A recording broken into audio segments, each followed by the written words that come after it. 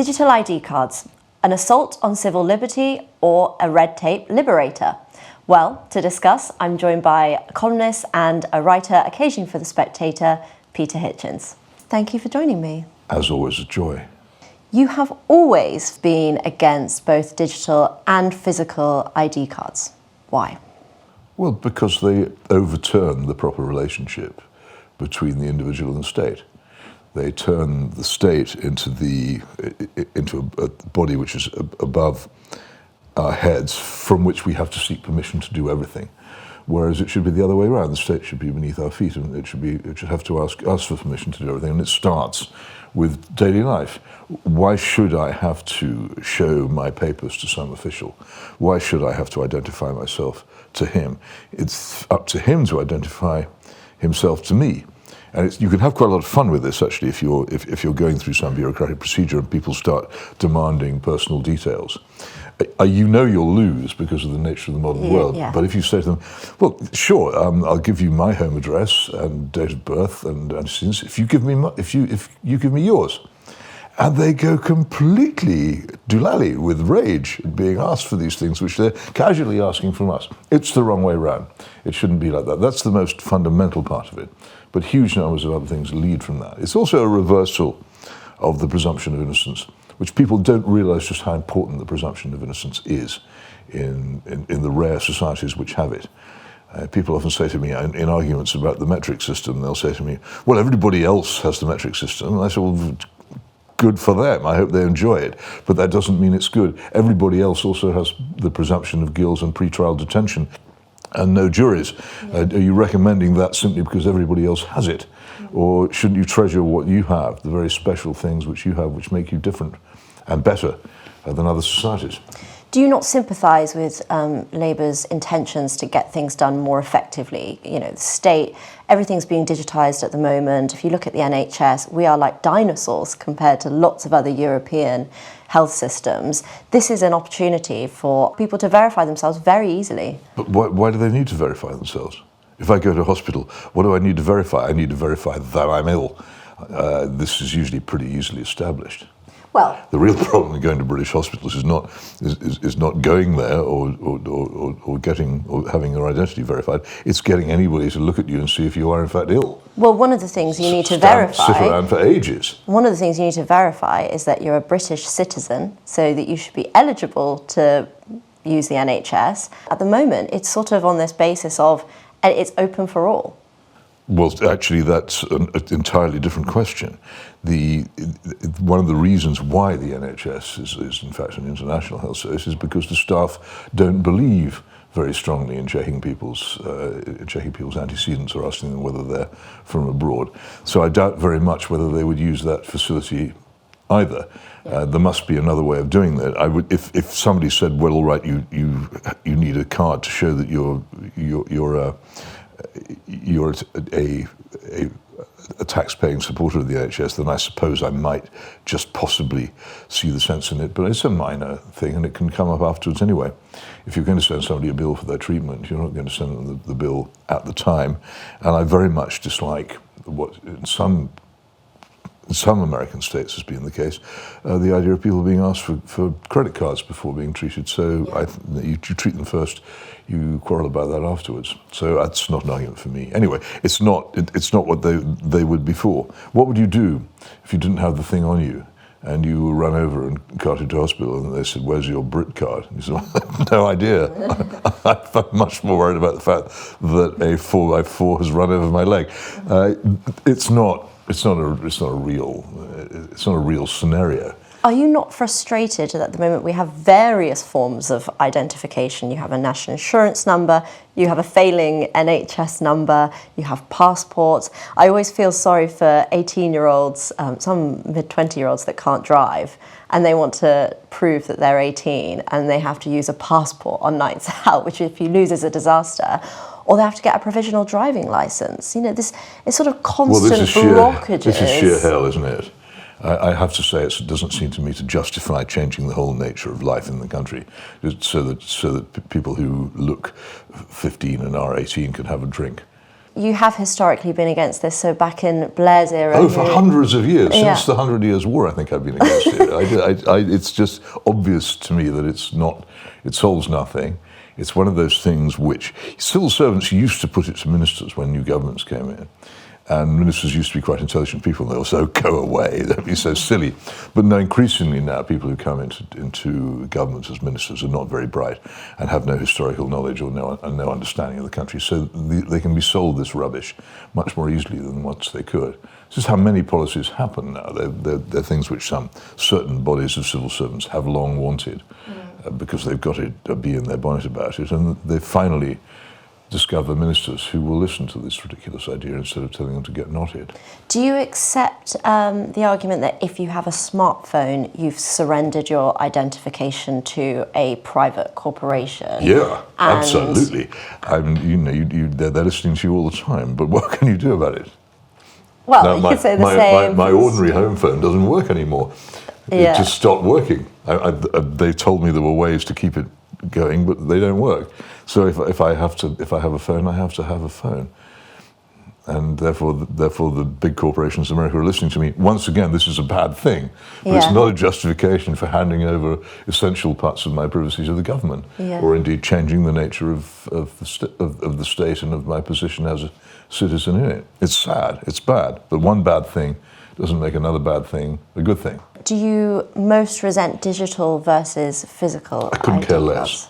They're all it's absolutely terrible. No interest to me. As I say, in the 100 Years' War, it was purely you had to have a vellum parchment or something. But now it's digital. These things are not important. And it's a minor side of it. There are people who have this extraordinary fascination with Estonia.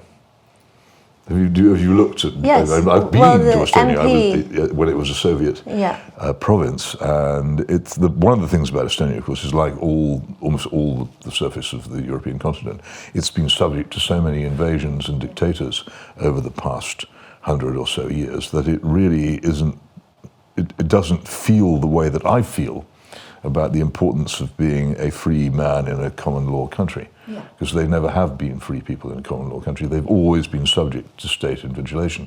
And so they don't even see that as a change.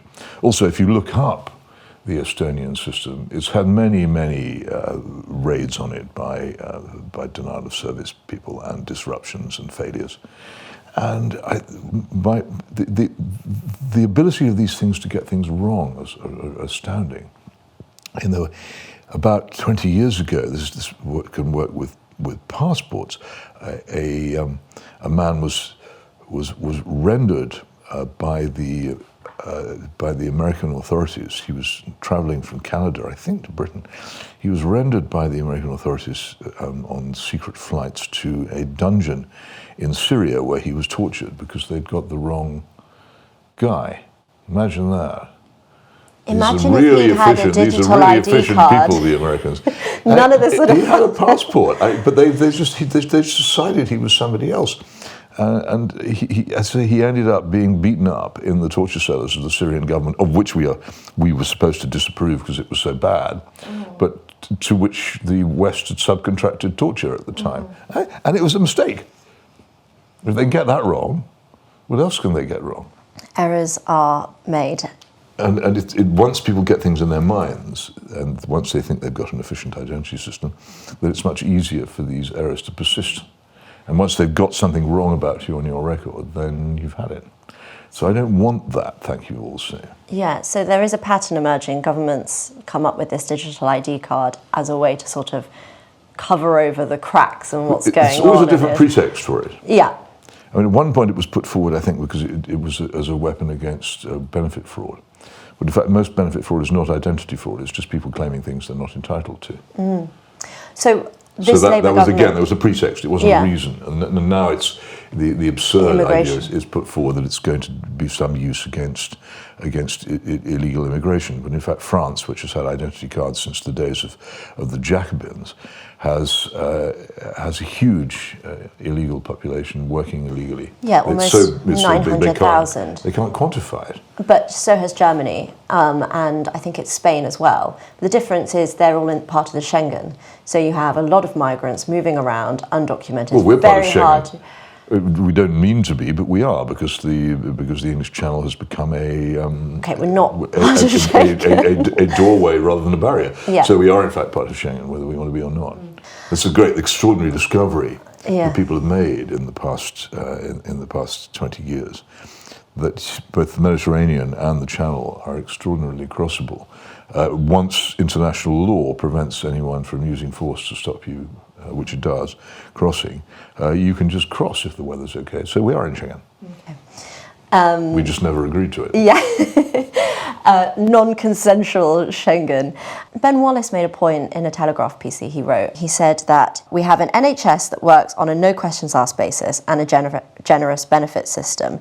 And he seemed to believe that if you were to have a digital ID card, it would act as a deterrent, so the migrants wouldn't want to come to Britain in the first place. Don't you find that slightly persuasive? No. No, as I said, we've just been through the French position, and a lot of other continental countries as well. It doesn't have any such effect. So your suggestion, it doesn't as happen. you wrote in your does piece, not have that effect. Yeah. It's been proved. You don't need to argue about it anymore. It's all over with that one. So if your recommendation... You can only argue that if you either don't know what's going on in France, Germany, Spain, etc., or if you do know and you're a liar.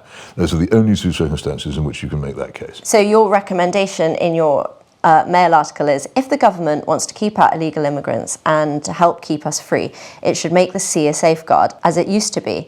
Let's treat it as a land border and copy the Poles, currently reinforcing a wall of steel, an 18-foot high barricade along their frontier with Belarus, costing 460 million. Why not?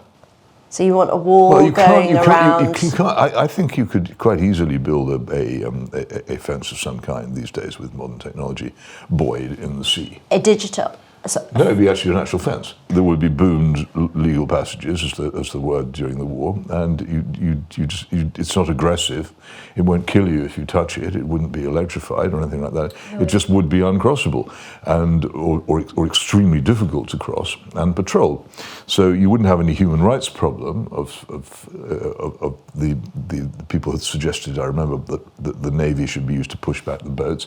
That's the danger that people might. It might be accidentally drowned. You just have a fence. You say it's there, and you stick notices up, presumably on buoys in the sea, saying it's there. You publicise its existence. I personally would make it, test it in various remote locations, and then one night install it along the key areas of approach, and just put it there. And it would hugely deter people from coming. It's just a fence, but we can't. The ridiculous thing is we never in this country needed to develop physical borders, because the only land border we have is with Ireland, and they won't have a physical border, so we can't have one there. And when we did have a sort of semi-physical border during the Troubles, it was a huge bone of contention. So that can't be done. And we got used to having deep salt water protecting us. Now we find deep salt water doesn't work. But you've admitted yourself. Let's think originally. It's not impossible to tether structures to the bottom of the sea. And look at all these immense wind farms we build all the time out in the middle of the ocean. Surely we could build a fence which was strong enough, high enough, to deter people from attempting to cross it. And if everyone said, "Well, you're this horrible fence you put up. How dare you?" So, well, hang on. If it's wrong for us to do it, it's wrong for the Poles to put a fence up against Belarus, and nobody thinks that. I suppose it's more of a practicality question. So, if you were the Navy, how would you cross the fence? Or if you have booms, you have boomed entry points which are patrolled.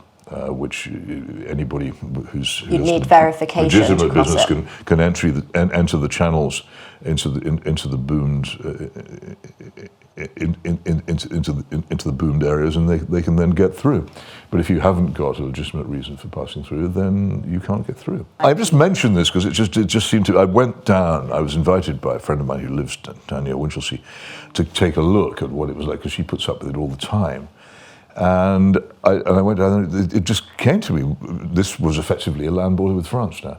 On a calm day, anybody who feels like it can just, as it were, stroll across. Well, that obviously is intolerable, so you have to have some way of preventing it. And I've been thinking ever since, why not? And I was very struck by this extremely deterrent frontier which the Poles are building. And the Poles, everybody loves the Poles. They're the most popular country in Europe, so they can't be doing anything wrong. Why don't we do it? Build a fence. I wonder how much it would cost. Lots, but how much is all this costing? And how much would digital identity cards cost? More than they say. Okay. Not a question of what things cost, it's a question of what you get for them. And at the moment, we're paying a huge amount of money, for instance, to maintain a supposed strategic nuclear deterrent, which plainly doesn't work. And the last 2 times we tried to fire it, on one occasion it shot off across the United States and had to be blown up, and on the other occasion it fell into the sea. And the submarines which carry it are now so clapped out that they can't keep up the patrols, and they're coming back now after more than 6 months at sea, which is way beyond what anybody should be asked to do. And no one questions the expense of that, even though it's very difficult to work out what it's for. Whereas here we have a practical, basic scheme, which might be expensive, but it would certainly solve the problem. You heard it here first. Well, you did. I mean, the more I think about it, the more I think. My other completely crazy idea is to recruit and establish a new police force and then disband the existing one, which is so completely useless and dangerous that the sooner it goes, the better. Okay, it's a ludicrous idea until you start thinking about it, whereupon you realise it's the only sensible solution. We must save that for another episode. But I just mention it when people say, "Oh, this is a ridiculous idea." Yeah. Every idea is ridiculous until it's tried. Yeah, I think Trump sort of goes with that. Well, the United States does not, just like Australia, the United States does not have sea borders with which involve very close, very short. Even with Cuba, it's 90 miles. Very short distances between the potential source of migrants and the United States. They've really only got land borders. Okay, let's move on, because it looks like these digital ID cards are happening, and I doubt it, let's work on the presumption they are. The Keir Starmer reverse Midas touch, everything he touches turns to lead. Yeah. Generally, when I've fought against this thing, I thought at the beginning, oh no, here we go again. Years of arguing against this idiotic idea, but I think possibly Keir Starmer may have killed it for good. Let's say it is happening. We've done a bit of a, here's one I made earlier of the BritCard. So if we go to our fancy screens, I thought you might want to see what they are. Yeah. That's the prison picture. Yes. Convicted felon Peter Hitchens. This is what your BritCard will look like. Well, it might look different, actually. I mean, who knows? Because I wasn't born in this country. Ah, I see. So it might say that. Okay. So I might already be moving towards second-class citizenship. Over 18. You could say. Are you going to carry this around on your phone? What will you do if they actually impose this? Well, it's not. I'm not going to declare here and now I'm going to break the law. By the way, there's a rather better version of that on the cover of my book, The Abolition of Liberty, published in 2004, which also features a mocked-up Peter Hitchens identity card. And I think with the old one, you could say, actually, yes, I'll set fire to it, or I'll eat it, or whatever. No, how do you protest against a digital form? I don't think you can. I think You could not have a smartphone? You could, but I think they would find a way around that. If they're serious, then they would insist that you had a machine-readable So they have said it's not, you don't have to carry around. Something like a passport. And the passport is easily convertible into an identity card if you want to make it. The passport in the Soviet Union, what people called a passport, was purely for internal use. You couldn't use it to travel abroad. You had to get a special passport to travel abroad. They could just convert it and use the same digital information and all the other stuff they've got. I'm not going to stand here and say I'll eat it and cut it up. I mean, I haven't yet thought of a strategy to combat it. But the time to fight it is not when they introduce it. The time to fight it is now. Absolutely. I thought anyone who is in favour of digital ID cards might hurl at you the last argument, which is on crime, because you've always been someone that says that the government needs to clamp down on crime. And I have a statistic for you. In England and Wales in 25 and 24, only 7.3% of all offences resulted in a charge or a summons. And the common reason for the case not leading to a charge is that no suspect is identified. Our police, people simply don't realise how bad our police are. They can't be bothered. The whole idea in their minds that what they're doing is in any way fighting crime is ridiculous. What? We're not supposed to be doing that. That's not our job. So they don't identify people. I know of people who've had actually CCTV film from their own cameras of people burgling their houses and taking them to the police and saying, well, this is good enough. They're not interested. Yeah. It's not. They haven't not identified it because they can't. They have not identified them because they don't want to. It's quite reasonable for me to have mentioned the atrociousness of the police in this conversation because it is so much part of it. You have a government which has failed completely. It's failed to secure our borders. It's failed to combat crime and disorder. It fails in every way, and it punishes us for its failure. It's like the man who's been going to the same dentist for 40 years, and after 40 years of being treated by the same dentist says to him one day, all your teeth are rotten, I'm going to pull them out. It's being punished for the failures of others, and not complaining. The man sits uncomplaining in the chair while all his teeth are pulled out by the man who's allowed them to rot. Peter Hitchens, thank you very much for joining me. Joy.